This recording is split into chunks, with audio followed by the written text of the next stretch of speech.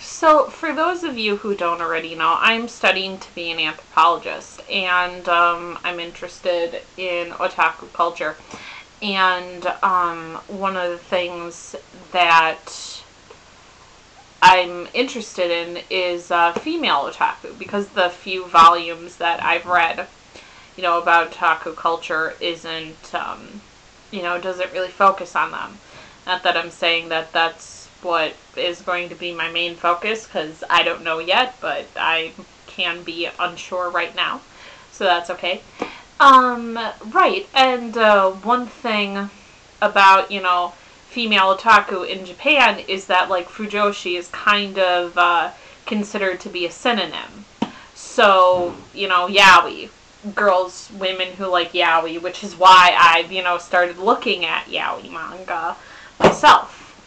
Right, an acquaintance of mine has lent me some stuff, and I've read some of it. I've read only 3 volumes so far, and thinking about this made, threw into sharp relief something that I'm finally sharing now, which is romance stories might be the most deceptively difficult stories to write. Think about it. It is the weakest premise in the world. 2 people getting together. I mean, so how do you make that successful? How do you make that good?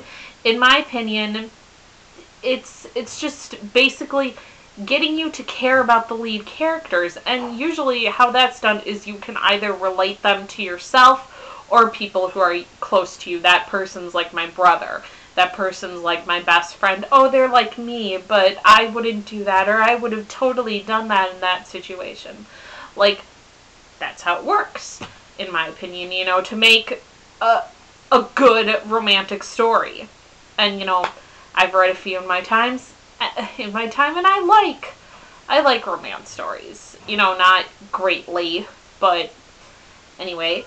And 2 things I really would like to contrast here is something that is seriously called Gay's Anatomy, which I guess I was asking for it when I picked this up, but it just looked too dumb. I had to look at it. And then something called Camera. Second volume of that. Right. I hated this. I thought it was horrendous. I mean, especially, like, the inspired porn movie dialogue, but I guess I was,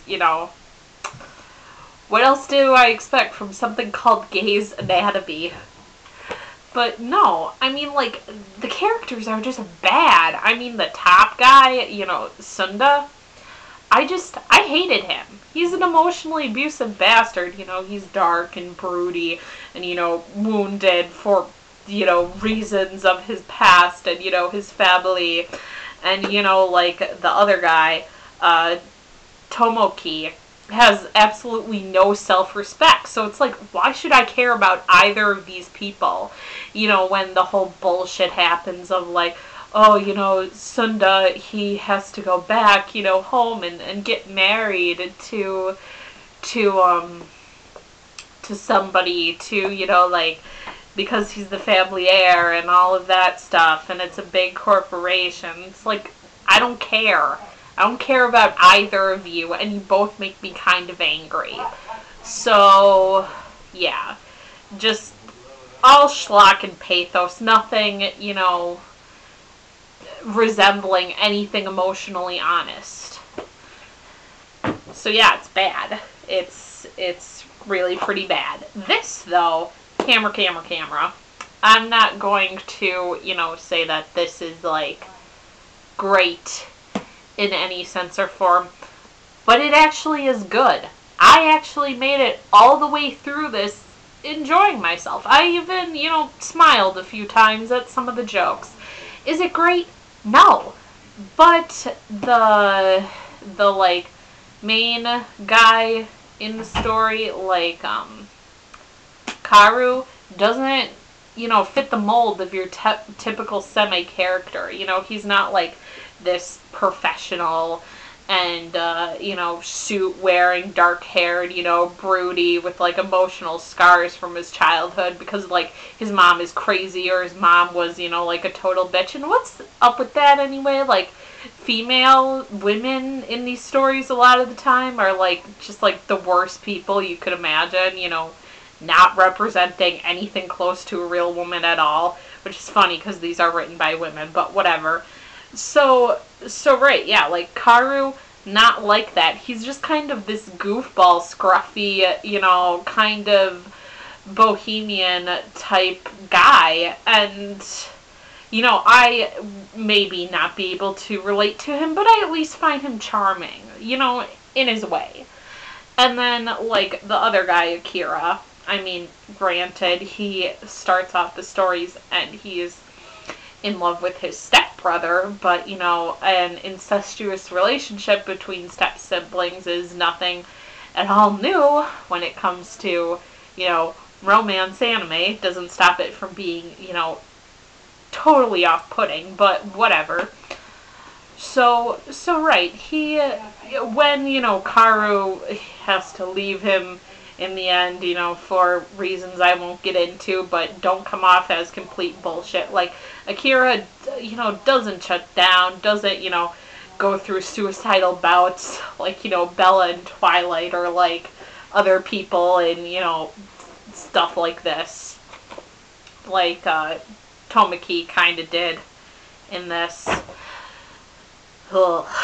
But, right, like, he has his own life, you know, after he's gone. I mean, he's sad and he wants him to come back, and he goes looking for him, you know, because even after the years had passed, he realized, you know, he's still in love with him anyway. Like, that I can get my head around. That I can relate to. That I wouldn't call, you know, stupid or foolish, because I really like to think I'm not a cynic about romance. But, like, you know, relatable characters, being witty, being intelligent is so important to selling a romance story, no matter, you know, who's getting together in it. If they're a guy or girl, or guy and guy, or girl and girl, it doesn't matter. You know, good story writing, good storytelling, knows no limitations of what type of story it is. So, yeah.